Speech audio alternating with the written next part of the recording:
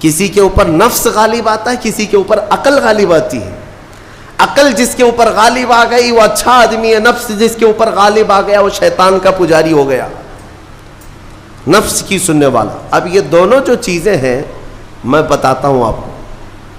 روایت میں ملتا ہے کہ جب اللہ نے عقل کو بھی پیدا کیا اور نفس کو بھی پیدا کیا تو اپنے سامنے حاضر کیا, عقل سے پوچھا کہ اے عقل بتا میں کون ہوں اور تو کون ہے.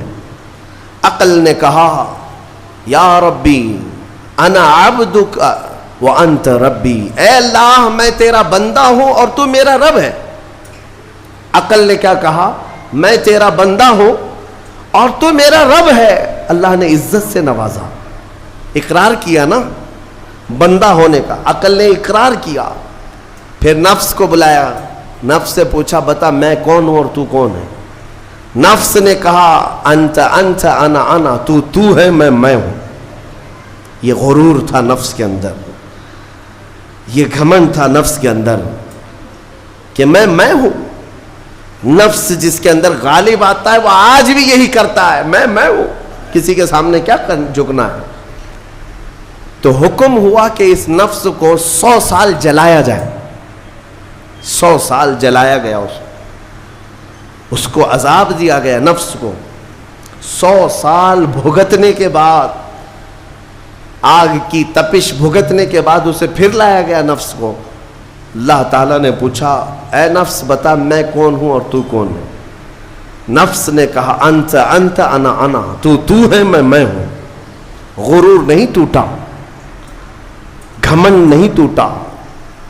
حکم ہوا اللہ کی طرف سے فرشتوں کو, اس نفس کو اب 100 سال تک بھوکا اور پیاسا رکھا جائے, کوئی چیز نہ دی جائے. اسے سخت سزا دی گئی. بھوک اور پیاس کی نفس کو کوئی چیز نہیں دی گئی.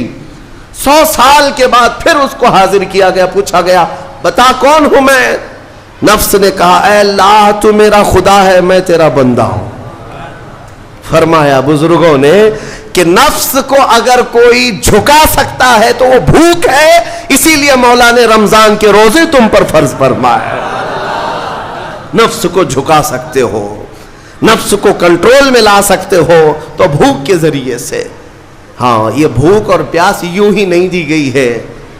دنیا اگر سمجھتی ہو کہ مسلمانوں کو یہ بھوکا اور پیاسا رکھوایا جا رہا ہے تو انہیں کیا خبر ہے کہ روح کسے کہتے ہیں, نفس کسے کہتے ہیں. جو آلریڈی غلاظت میں پڑے ہوئے انہیں کیا سمجھ ہے. لیکن الحمدللہ ہمارا تصور ہے آخرت کا, ہمارے ہاں تصور ہے جنت کا, ہمارے ہاں تصور ہے جہنم کا, اللہ کی بارگاہ میں حساب کا. اس لیے ضروری یہ بن پڑتا ہے کہ ہم اپنی دنیا میں ہی اصلاح کریں. میرے عزیزوں, اس نفس کی جو تباہ کاریاں ہیں اس سے بچنا ہر نوجوان کے لیے ضروری ہے. تم روزوں کو ہلکے میں مت لو. اس سے پہلے بھی میں کہا کرتا تھا, آج پھر سے میں ریپیٹ آپ کے سامنے کہتا ہوں, مسلمان کے لیے روزے جو فرض کیے گئے آپشنلی نہیں ہے میرے عزیز.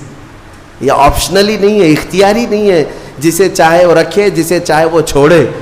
ہاں ہمارے یہاں معاشرہ ایسے ہی ہے نا. ہاں صبح اٹھ کر کے لوگ پوچھتے رہتے ہیں روزہ ہے, روزہ ہے. کیوں پوچھ رہے ہو روزہ ہے؟ مسلمان ہے تو روزہ فرض ہے, روزہ فرض ہے. اگر میں آپ کو پوچھوں اچھا لگے گا؟ انسان ہو اچھا لگے گا, سامنے دکھ تو رہا ہے انسان ہے, پھر کیا پوچھنا ہے. مسلمان کے لیے روزہ ایسا ضروری ہے جیسے اس کے لیے انسان ہونا ضروری ہے. وہ روزے چھوڑتا کیوں؟ ہاں چند ہی چیزیں ہیں جہاں تخفیف دی گئی ہے شریعت میں. وہ سفر ہے یا مرض ہے, ایسا مرض کہ جس سے وہ نہیں برداشت کر پاتا, اس میں اللہ تعالیٰ نے اسے چھوٹ دی ہے, رخصت دی ہے. یا حاملہ عورت ہے, یا دودھ پلانے والی عورت ہے, یا پھر اب بہت سارے لوگ ایسے ہیں جو ہٹے کٹے ہیں, تندرست ہیں, توانا ہیں, روزے چھوڑے ہوئے ہیں. میرے عزیز, سب ہونے کے بعد اگر روزہ چھوڑنے کی کسی کو رخصت ہے نا تو وہ صرف ان عورتوں کو جن کی ماہواری آتی ہے مہینے میں یا بچے کے بعد. حیض و نفاس والی عورتوں کے لیے روزہ نہیں ہے. تو میں ان لوگوں سے پوچھتا ہوں کیا تمہاری بھی ایسی کیفیت ہے جو تم روزہ چھوڑے گھوم رہے ہو؟ ناپاک ہو, ناپاکی آئی ہے. نہیں ہے تو پھر کیوں روزہ چھوڑتے ہو؟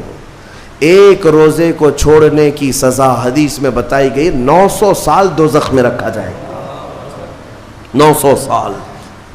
اب کیلکولیٹ کرو، اگر تمہاری زندگی کے روزے قضا ہیں تو کتنے 100 سال جائیں گے۔ اسی لیے میرے عزیزو، جب تک طاقت ہے روزے فی الحال کے رکھو ہی رکھو، اگر پیچھے کے چھوٹے ہیں تو اسے بھی پہلے کمپلیٹ کر لو، ورنہ قیامت کے دن کی سزائیں نہیں برداشت کر پاؤ گے، بھگت نہیں پاؤ گے۔ یہ ہم جو بار بار کہتے ہیں آپ کے روزہ رکھنے سے میرا کیا ہے، ہم تنبیہ صرف اس لیے کرتے ہیں کہ قیامت کے دن اللہ تعالیٰ کے عذاب میں گرفتار نہ ہو جاؤ، عذاب میں گرفتار نہ ہو جاؤ۔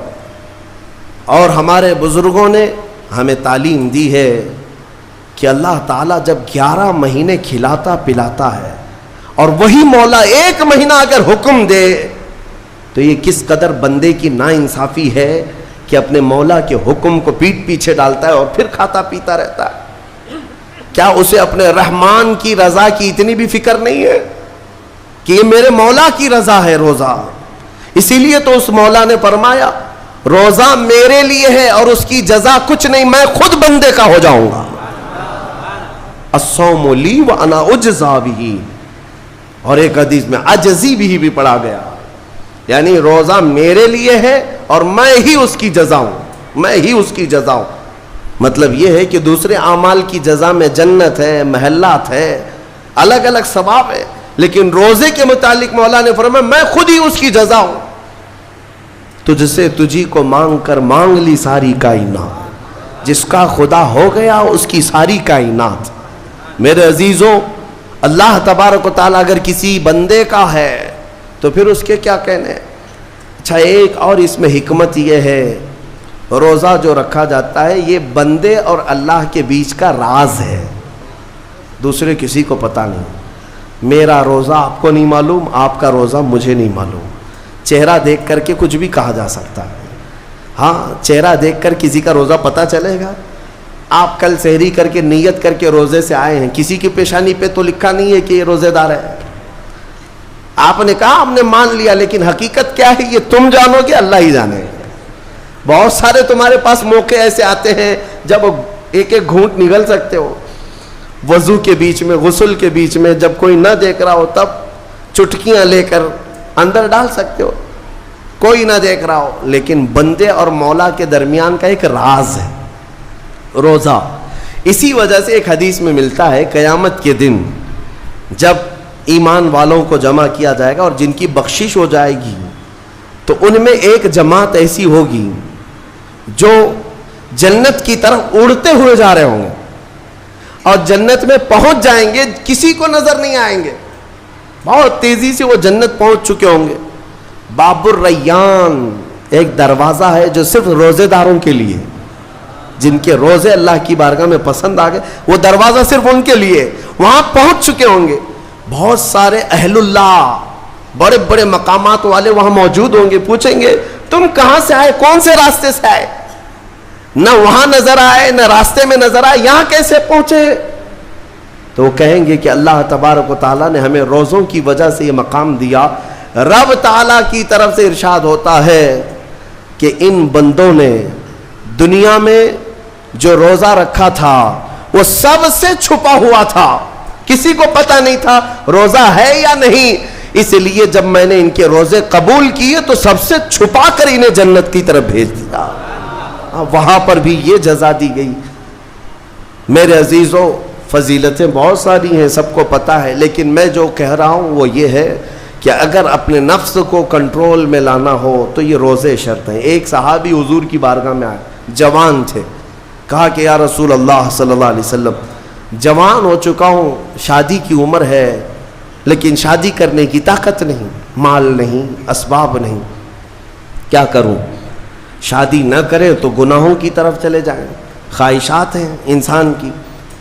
تو جانتے ہیں میرے آقا صلی اللہ تعالیٰ علیہ وسلم نے کیا فرمایا کہ اگر استطاعت ہے تو شادی کر لے ورنہ روزہ رکھ لے۔ شادی کے بدل ڈائریکٹ کون سی چیز؟ روزہ۔ فرمایا اس لیے کہ روزہ تمہاری شہوت کو ختم کرتا ہے، تمہارے اندر صبر قائم کرتا ہے۔ عزیزان گرامی، حدیث پاک کا یہ مفہوم میں آپ کے سامنے رکھ رہا ہوں۔ تربیت میں میرے آقا نے ان نوجوانوں سے کہا جن کی شہوت غالب ہے، جو گناہوں کی طرف زیادہ جا سکتے ہیں، ان کے لیے فرمایا گیا وہ روزہ رکھیں، کنٹرول میں رہیں گے۔ صرف رمضان کا ہی نہیں، سال میں اور بھی دنوں میں روزہ رکھو تاکہ تمہارا نفس قابو میں رہے، کنٹرول میں رہے۔ میں چند مہینے پہلے کچھ نوجوانوں کی کثرت کو دیکھ رہا تھا جو اپنے جسم کو شیڈول بنانے کے لیے، مینٹین کرنے کے لیے ڈائٹ پلان تیار کر رہے تھے۔ تو اس میں ایک بہت ہی بڑے ڈاکٹر ہیں جنہوں نے ڈائٹ پلان دیا، تو اس میں انہوں نے مینشن کیا کہ ہفتے میں ایک دن بھوکا رہنا چاہیے، صبح سے شام تک۔ وہ نان مسلم ہے۔ میں نے پوچھا تھا کہ یہ آپ کے ڈائٹ پلان میں کس لیے ہے؟ تو انہوں نے اس کی سائنٹیفک وجہ بتائی کہ ہفتے بھر میں ہم جو کچھ بھی کھاتے ہیں، کچھ ایسی چیزیں جمع ہو جاتی ہیں جن کو پگھلنے کا موقع ہی نہیں ملتا، ہم بار بار کھاتے رہتے ہیں، اس پر چیزیں جمع ہوتی رہتی ہیں۔ ایک دن ہفتے میں اگر اپنے پیٹ کو خالی چھوڑ دیا جائے تو فاسد مادے گل کر کے باہر نکل جائیں گے اور صحت ہمیشہ صحیح رہے گی۔ یہ دنیا کہہ رہی ہے۔ میرا مولا بغیر حکمت کے کوئی چیز تم پر فرض نہیں فرماتا۔ جس نے ہمارے جسموں کو بنایا، جس نے ہماری روح کو بنایا، وہی زیادہ بہتر جانتا ہے کہ ہمارے حق میں کیا چیز اچھی ہے۔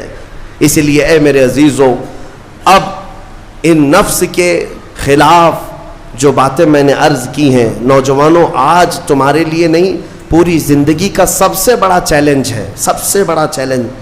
جو اپنے نفس امارہ سے بچ گیا وہ صحیح سلامت دنیا سے چلا گیا، ورنہ موت کے وقت بستر پر روح نکلنے سے پہلے بھی نفس امارہ بہکاتا ہے۔ یہ شیطان کا قریبی دوست ہے، یہ دونوں کی سانٹھ گانٹھ ہے۔ نفس کی اور شیطان کی دوستی بہت گہری ہے، بہت گہری ہے۔ اسی لیے تو شیطان جاتا ہے تو نفس اس کا کام کرتا رہتا ہے، دونوں مل کر کے انسان کو تباہ و برباد کرتے ہیں۔ لیکن اس کے باوجود اگر آپ بچے ہیں تو یہ اللہ کا فضل ہے تم پر، اللہ کا فضل ہے۔ میں بنی اسرائیل کے ایک شخص کے متعلق پڑھا تھا، بڑا عبادت گزار شخص تھا۔ وہ اپنے صومعہ کہتے ہیں جس میں عبادت کرتے ہیں، بنی اسرائیل کا وہ عبادت گزار شخص قریب 80 سال تک عبادت کیا اور باہر نہیں نکلا۔ شہر میں سب سے زیادہ مقبول، ہر ایک اس کے پاس دعائیں کرانے کے لیے آتے تھے۔ اتفاق سے اس گاؤں میں ایک گھر کے 4 بھائی تھے، وہ تجارت پر جا رہے تھے، ان کی تنہا بہن تھی گھر پر۔ چاروں نے سوچا ہم تجارت پر جا رہے ہیں، اپنی بہن کہاں چھوڑیں؟ تو چاروں نے کئی لوگوں سے مشورہ کیا اور بزرگوں سے بات چیت ہوئی تو کہا کہ وہ عابد جو شب زندہ دار ہیں، رات بھر عبادت کرتے ہیں، ان کی نگرانی میں چھوڑ کر، ان کی کفالت میں چھوڑ کر چلے جاتے۔ وہ چاروں آئے اور اپنی تجارت کا سفر بتایا اور کہا کہ ہماری بہن گھر پہ رہے گی، بس آپ دیکھ بھال کریں، اور وہ تجارت پر چلے گئے۔ یہ بہت ہی عبادت گزار شخص ہے بنی اسرائیل کا، بہت عبادت گزار۔ چند دن گزرے تھے کہ نفس نے یہ باتیں باہر لانی شروع کی کہ پتہ نہیں وہ خاتون اندر اکیلی کیا کرتی ہوگی، بھائی بھی نہیں، ماں باپ بھی نہیں۔ پھر شیطان آیا، کہا ارے کچھ تو خیال کرو، تمہارے پاس امانت دے کر گئے ہیں اس کے بھائی، تم اس سے خیر خیریت بھی نہیں پوچھتے۔ آپ نہ جانا اس کے پاس، محض آپ اپنی چوکھٹ سے تو اسے آواز دے کر کے پوچھ لیں کیا چل رہا ہے اس کے گھر میں۔ تو اس عابد نے اپنے صومعہ کی چوکھٹ پر آ کر اس خاتون کو آواز دی۔ وہ خاتون اپنے گھر کے باہر آئی، چوکھٹ پر وہ کھڑی رہی، پوچھا کیسی چل رہی ہے، خیریت ہے، طبیعت اچھی ہے، بات چیت ہوئی، اس کے بعد چلے گئے۔ یہ پہلی بات چیت تھی جس کے بعد اس عابد کے دل میں بات کرنے کا جذبہ اور بڑھ گیا، خواہش اور بڑھ گئی۔ عورت سے بات کرنے کو آج نوجوان یہ سمجھتے ہیں یہ تو فرینڈلی ہے، ہم تو ایسی دوستی میں کر رہے ہیں، تمہیں پتہ ہے یہ بہانے ہیں دوستی اور فرینڈ شپ کے، یہ سب نفس امارہ کی تباہیاں ہیں جو تمہارے دل میں بار بار شہوت پیدا کرتا ہے۔ اب اس 80 سالہ عبادت گزار شخص کا حال یہ تھا، دوسرے دن صبح پھر سے باہر چوکھٹ پہ آیا، اس خاتون کو بلایا بات چیت کے لیے، وہ پھر بات چیت کرنے لگی، ادھر سے بھی بات ادھر سے بھی بات. چند دن گزرے کہ اب گھنٹوں بات ہونے لگی، خیر خیریت چھوڑو، گھنٹوں بات ہونے لگی. عبادت میں بھی فرق پڑ گیا. ایک خاتون کی طرف، ایک عورت کی طرف دل کا میلان بڑھتا چلا گیا. یہ نفس ہے، نفس ہے. جہاں پیٹرول ہو اور پھر آگ ہو، ایسا نہیں ہو سکتا کہ دونوں میں ایک بھی ادھر سے ادھر ہو جائے تو آگ نہیں لگے گی، بھڑکے گی نہیں.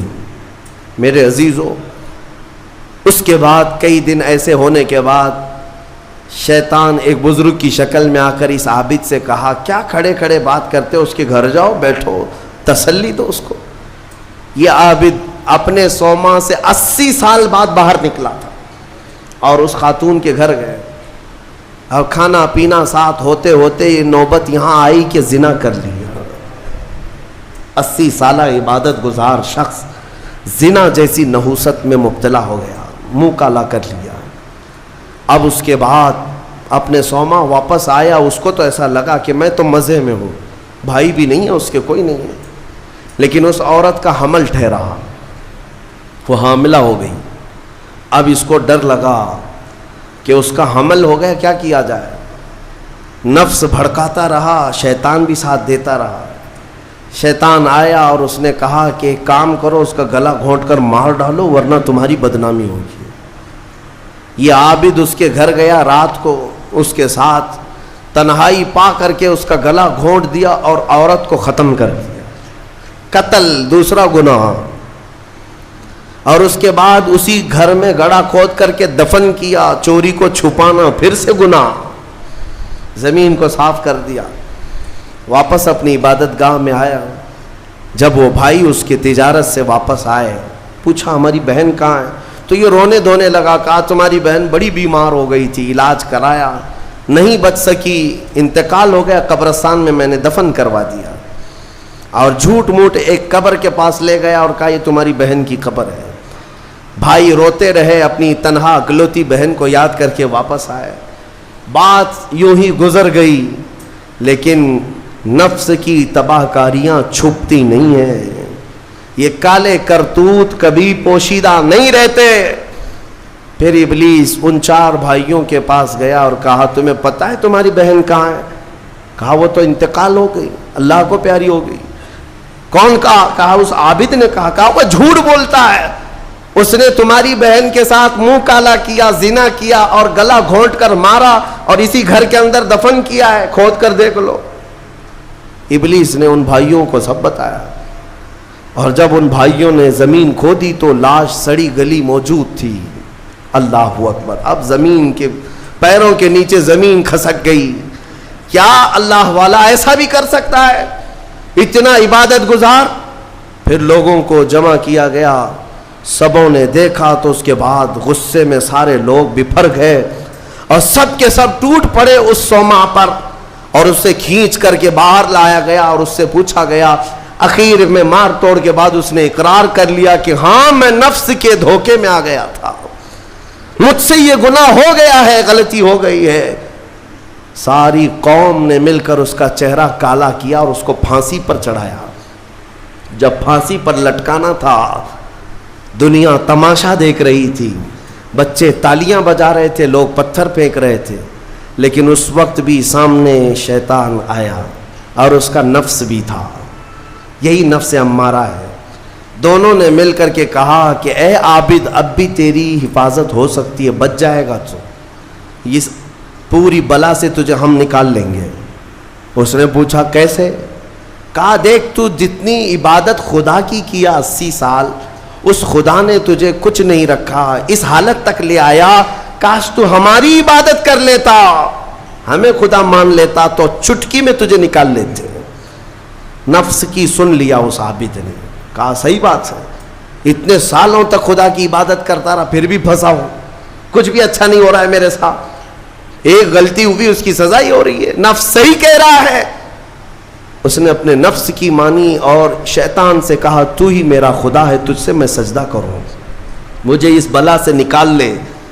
جیسے ہی اس نے یہ کہا شیطان تالیاں مارتا ہوا چلا کہ میرا کام مکمل ہو گیا. ادھر لوگوں نے اسے پھانسی پر چڑھا دیا. इब्तिदा आंखों से शुरू हुई, बातों से शुरू हुई और कुफ्र पर खात्मा हुआ। मौत किस बात पर हुई? कुफ्र पर मौत हुई। लोग हल्के में लेते हैं कि ये यूं ही मजे की जिंदगियां हैं। मेरे अजीजों, नफ्स से अलर्ट रहो। इस नफ्स ने अच्छे अच्छों का तकवा भस्म कर दिया, कई लोगों की इबादतें जाया कर दी। औरत के फितने से, माल के फितने से, हिर्स लालच के जरिए से इसने ईमान को तबाह किया है। और फिर मैं आखिर में यही कहता हूं, इस नफ्स को अगर कोई कंट्रोल कर सकता है तो अल्लाह का ये प्यारा मेहमान रमजानुल मुबारक है। ये रमजान है, ये रमजान है जो तुम्हें नफ्स की गुलामी से आजाद कराएगा। इससे खूब मोहब्बत करो, खूब मोहब्बत करो।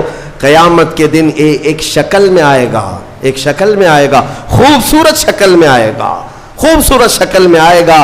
और हदीस पाक में मिलता है, कुछ बंदे वो होंगे जिनकी सिफारिश के लिए रमजान आएगा, रमजान आएगा। और अल्लाह ताला रमजान की और कुरान की सिफारिश को कभी रद्द नहीं फरमाएगा। जिसकी सिफारिश में रमजान आ गया उसके लिए जन्नत में जाना वाजिब हो जाएगा। और कुछ लोग वो होंगे जिनके खिलाफ रमजान खड़ा हो जाएगा। रब ताला से कहेगा, मौला मैं हर साल इसके घर जाता था, ये मुझे कभी कदर की निगाह से नहीं देखता, मेरी इज्जत नहीं करता, मेरा एहतराम नहीं करता। रमजान कुछ लोगों की शिकायत करेगा। वो बंदा कहता है, मौला मैं इसको पहचानता ही नहीं, ये कौन नया आदमी है? मौला फरमाएगा, ये मेरा मेहमान रमजान है जो हर साल तेरे घर आता था, तू बेकदरी करता था, बे एहतरामी करता था, और आज रमजान तेरे खिलाफ खड़ा हो गया, इसलिए तुझे जहन्नम में जाने का परवाना दिया जाता है। मेरे अजीजों, रमजान को अपने खिलाफ सिफारिशी न बनाओ, रमजान को अपना हिमायती बनाओ, इससे मोहब्बत करो, इस रमजान का कदर करो, एहतराम करो। अपने घरों में जिस तरह किसी बाहर के आए हुए मेहमान की इज्जत होती है, रमजान की इज्जत होनी चाहिए। घरों में खुराफात ना हो, बेहयाइयां ना हो। बच्चों को बार बार इस बात पर टोको कि बेटा बुरी बात ना करें, रमजान है, अल्लाह का महीना है। हमारे बुजुर्ग हमेशा यही कहा करते थे, किसी को मारने नहीं देते थे कि रोजा है, रमजान है, हाथ नहीं उठाना। गाली देते तो कहते कि बेटा रमजान चल रहा है, गाली मत दे। ये है रमजान के एहतराम के तरीके। आज ये हमारे मुआशरे से जा रहे हैं। इसलिए मैं कहता हूं, हर बात पर ताकीद करो अपने